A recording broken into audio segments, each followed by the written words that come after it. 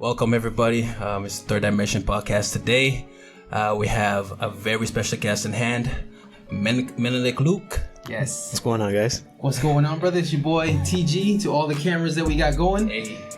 Welcome to another edition of the Third Dimension Podcast. Extremely special guest that I'm super excited about. Yes. This is going to go into our Mind series. And I think we have the perfect person or another perfect person to get on here to really share their story. Just pretty much everything when it comes to the mental side of winning at everything. Winning at everything, and also the mental side on how to learn.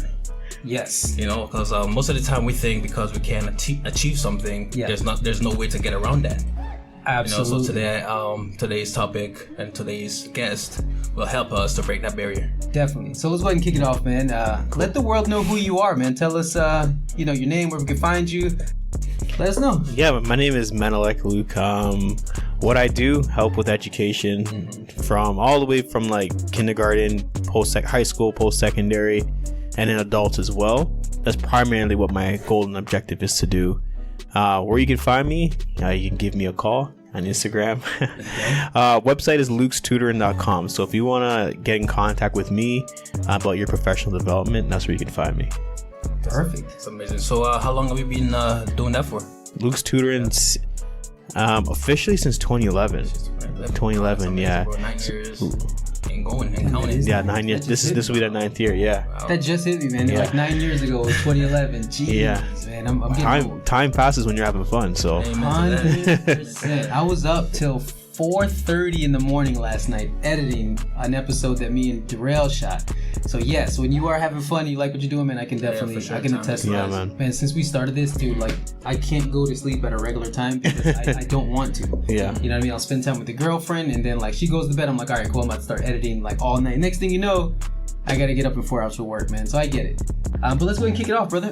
The first question we had is obviously you being an being an educator. When did you know that you wanted to be an educator, man? Because you don't hear a lot of guys our age. Because I imagine, where were you born? You're millennial, right? He's 93. Yeah, I was born 93. Dang, there you go, right? Yeah. So you don't hear a lot of guys your age choosing to go into that industry as their businessman. So when did you know it? What made you go into that? I honestly still don't really know, because I just know at the end of the day I could help someone that I'm ahead of. Like I could help someone at a goal that I've already achieved and they're trying to achieve it. So there's certain people I just can't help because I haven't actually done proof of concept yet. So what I can tell you is that I just know that when I was in elementary school, I wasn't always the smartest person, but I was the most willing to help, because I've kind of been there where I'm just like, who do I turn to? And it's not a good feeling to have. So I wouldn't say I just woke up one day and I said like I'm going to be an educator. It's just based off your actions. Either you want to help or you don't want to help, type of thing. Yeah, man. I think that's one of the hardest things too. Most people hate the feeling of not feeling intellectual. Right. You know what I'm saying? Especially some people are scared to ask for help. Yeah. You know, but once they know help is there, I think they will be less scared to go out of their comfort zone. Yeah. And ask for the help so they can get to that next level, like you were saying. Yeah, man. You know, so I think what you're doing is amazing, man. If you're gonna do education, there's 3 things that humans always go to. One is nutrition, food, education, and last one is like self-defense, fighting. Those are the 3 things that, if the world were to go to the end, those are the 3 things that people really rely on. Right? You need to have those 3. So if you're ever gonna go into education, I think one of those 3, you'll have an abundance of people that will always be looking for that kind of help. Amazing. Yeah. I've actually never heard anybody say that, and that's actually amazing. When just breaking it down that way, because you're right. If you really strip it down to its bare minimum, you're right. Those are 3 things are such a human necessity. That's amazing. Yeah, that's awesome. To survive and just to do well. 100%. And even for the world out there watching and listening, man, like a lot of people don't know this about me, but I actually wanted to be a teacher for many years, man. Yeah. I could definitely see that. Definitely, man. I wanted to be a teacher. Probably until, even to this day, man, I have a passion for it. So I get it, man. I have a passion to give. When I know something, I definitely want to give it away. Definitely not one that holds their cards close to them. I've never been that way. I've been, obviously, I think with, my life and everything, I've always been a very, I guess a kind of bit of abundant mindset. Yeah. So I think that's what made me want to give. But really the main thing for me, man, what motivated me when I first was looking into okay, I wanted to be an educator, is I got lucky, man. I had really good teachers. Yeah. Like every grade that I went to, for whatever reason, man, I got really lucky, and I had one or two teachers that truly impacted my life to this day. And it was because of them that's why I like seriously contemplated going into teaching. Right. Because I remember at the time of my life how impactful they were to me. Yeah. Especially one of my teachers, Miss Aldridge. She was my English teacher in my senior year of high school, or that's Americans, but like my 12th grade year for Canada. She was literally, man, one of the most creative, impactful, like warm-hearted educator that I've ever had in my life. She made subjects that we didn't necessarily be excited about hearing about, especially when you're 18 years old, 17, 18, right? Yeah. She made it exciting. I would look forward to going to her class. She, to this day, man, is the number one person that if I could say I had a favorite teacher my whole life. And the funny thing is I didn't have her for a few years. It was literally like maybe 6 months. And it was my last year of me in high school. Yeah. But that 6 months in her class, man, legitimately made me realize that when you're a young person and an educator that truly loves to do what they do, can literally set someone on such a beautiful path for the rest of their life. And because of her, man, like I literally was like, dude, I need to impact people in that age. And I wanted to teach high school. That's the thing. I didn't want to go into like the little kids. I didn't want to do middle school. I wanted to teach high school because at that point, you know, you can actually communicate with a high schooler. You can reason with them. But I kind of wanted to steer like the young adult, because when I was a young adult, man, my teachers and because I played football too, they kept me on such a straight and narrow, man. So that's kind of where, I don't know if like you feel the same way, but that was kind of my thing too. Yeah, really all grades is kind of what it is. The reason why a lot of people don't like working with younger people, or I should say younger children, is because younger children are like the most honest people you'll come across. Yes. And if they don't like what you're saying or they don't like what they do, they're just not going to do it. They won't pay attention, and they'll just straight up tell you. And it's not a form of disrespect, it's just pure honesty. So like sometimes when I work with the younger kids and when I used to work with young kids and I see them losing like interest, I ask them, well, what do you want to do? And they'll tell me. So then we'll just do that, because it's just like we teach these little kids to say like, you know, pay attention. But it's like, no, I don't have to pay attention. If I don't like it, why should I pay attention to this? Oh, because it's showing respect. Well, I think it's disrespectful that you're wasting my time, to be honest, because you're making me now pay attention to something that is boring, and it should be my time. I should be able to do what I want with my time. Yeah. Right? You can't go to an adult and be like, sit down here and listen to this, and you're forcing them to do this because you think it's going to be good for them, and eventually they end up never using that again. Right? Some of the math that the kids learn, they never end up using it again. So now it is disrespectful to tell someone, you got to come to this place to sit down and listen to this, because you're going to need this, and 4 years later when they graduate they never need it. Man. So when these kids are sitting down and they're just looking at you and they're just like, I don't like this class, they're not saying they don't like you, it's just like they don't like what you're teaching them.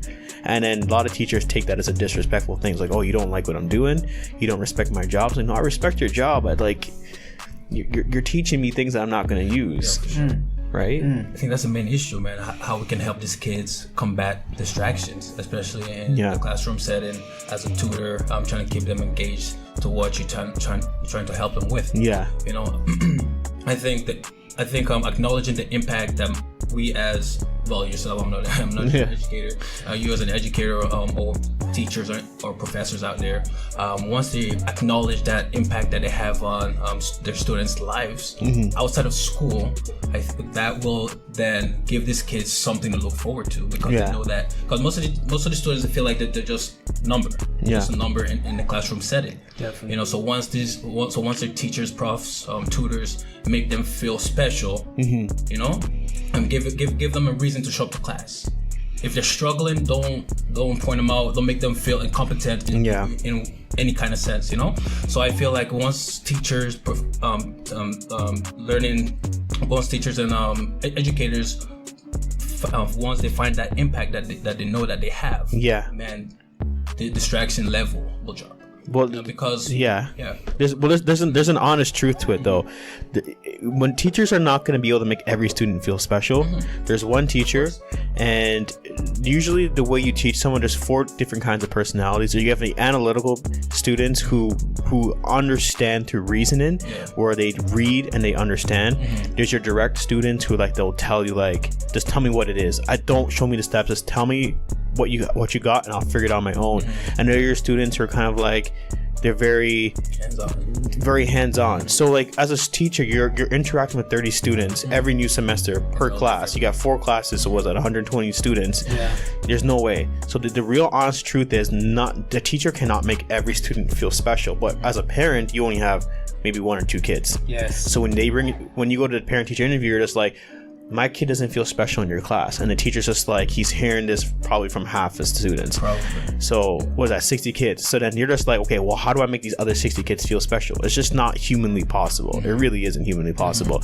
So and on top of that is, do you really want the teacher to make your kid feel special? Your child should feel special based off of intrinsic factors, like I'm showing up to class, I'm doing well. Because when they get to the job, as you guys know, when you get to a job, the entry-level job, that's where the most amount of people are. You're not going to feel special there. Your manager is not going to be able to make, who's managing 30 people, just like the way your teacher is managing 30 people, cannot make everyone feel special. So now you're putting them to the school system, which is literally made to set them up for real life. But when they get there, they're not going to feel special. And the higher you go up in a company, the less value your work is. And it sounds counterintuitive, but this is the reason why. You go from your technical worker to a manager.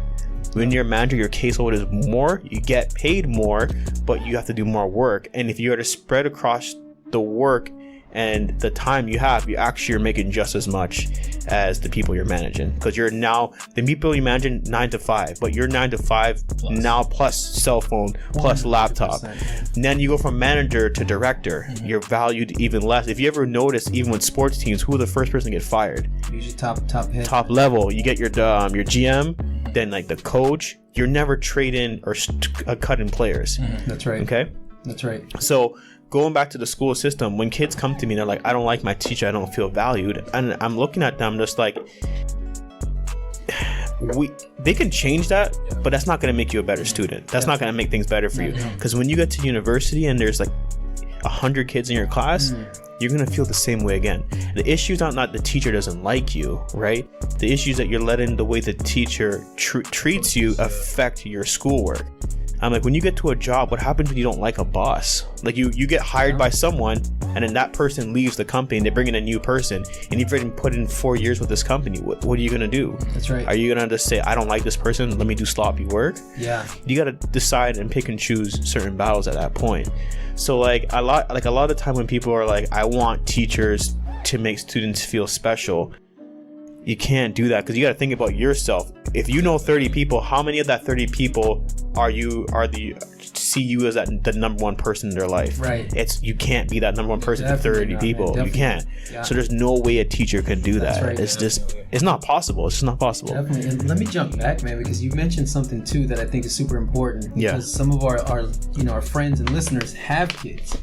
Definitely says something that made my mind like light up. So obviously, you said the teacher and managers, they don't have the power, man. Like they don't have the capacity to give 45, 30, 120 people be like, oh, you're so special, special. Yeah. But you did mention that a parent has less than a handful for the most part. That's right. So what are some tips you can give to parents, man, to help their children have, a better education, a better educational experience? Like if you could think of 1, 2, whatever it is, what would you tell parents out there from like a grade schooler all the way through to, let's say, even, going to college, and then you could propel them to adulthood? That's a good question. Okay, I'll give you an example. So in school, you learn about y equals mx plus b. You learn all this stuff that you're not going to use in real life. Unless you're going to go into a trade, you got to write provincial exams, etc., etc. But they don't teach taxes. Parents have been complaining they don't teach about taxes, they don't teach about mortgages, they don't teach about what loans and leasing and all that stuff is. And most of the reason why is because those rules and regulations change. So if you learn that in grade 8, by the time you get to adulthood, the rules are probably different. But let's just say the rules don't change. what are things you can do to help your child? You have to teach him these things on your own. Yes. You can't keep complaining. And I'm not saying that the parents are wrong. They should be teaching even just the basics or the principles, but they're not teaching it, and then you're complaining about it and they still haven't changed it. Well, what can you do then? Mm-hmm. Right? You have to teach them it. Do you have YouTube? You have free resources. Or when you go to do your taxes, if you're going to do your taxes, if you're paying your accountant to do your taxes, ask them, hey, look, can my son or daughter sit down with you? How much extra would it cost for you to do the taxes? And whenever you do your taxes, if they're charging more, you can write it off as an extra expense, right? Because you can write off the amount for taxes. There's just certain ways you can do stuff. Now, that's like the objective factor. The subjective is what parents can do if they don't feel if their child doesn't feel like they're being treated fairly by the student or by the teacher. And one of the things you can do as a parent is reward your child for intrinsic things. So your child sets a goal and like, hey, look, if you hit this goal, if you get this grade, right, or if I see you study this many hours in, reward yourself. Yes. I'm gonna give you your allowance. Maybe instead of me giving you your allowance and you going down to the store to buy something, I'll give you your allowance, and on top of that, if you do well, I'll give you double. Right? So that way you know if you do better, I'm going to give you more. Because the worst thing you can do as a parent is go to a teacher and be like, my child doesn't feel like he's special or she's special in your class. And then you're basically telling your child is your work is valued on whether someone appreciates it or not. That is the worst thing you can do for a child. Wow. Because they're going to take that throughout their whole life. Man, there's times where you guys probably are at work and you're doing extra work all the time. Your lunch is supposed to be, an hour, but you cut it to 30 minutes and then no one says anything. Mm-hmm. But you do it because you have your girlfriend, you want to be able to get all your work done. So when at 9 to 5, when 5 o'clock clicks out, you're going home. Your girlfriend doesn't know you did the extra work. Mm-hmm. None of your friends know. Yep. It's just like, well, why did you do it? Because I need to get that done. Right? And no one in the world, it's not like you can bank that, right? And then use it as a point system to go get gas with it. It's just like you're doing it because at the end of the day, you get your job done. Yeah. And there's going to be some days where it's a lot easier for you. Mm-hmm. And then you take your full hour lunch. But once you go over that hour, your company start cracking down. Why are you taking more than an hour? But then you can't go like, well, last week I took 30 minutes. They don't care. They don't care, right? Yeah. So why'd you do it? Why'd you do it for 30 minutes? Because you knew at that time you had a job to get done. Mm-hmm. Definitely. That's it, man. Yeah, no, I think that's huge, man. It's that was to me powerful, man. That was very powerful. Giving parents these little things they can do, man. Because like I want to be a father. Yeah. Obviously, I want kids or whatever. Obviously, once I get there, but that is definitely something that I agree with, man. Is that you can only depend on the school system so much. Mm-hmm. You're right, man. Like us as people that have kids or even a little brother, it doesn't matter, man. If you have people that that are like younger than you, look up to you. Yeah, I do believe, and you do know, if they still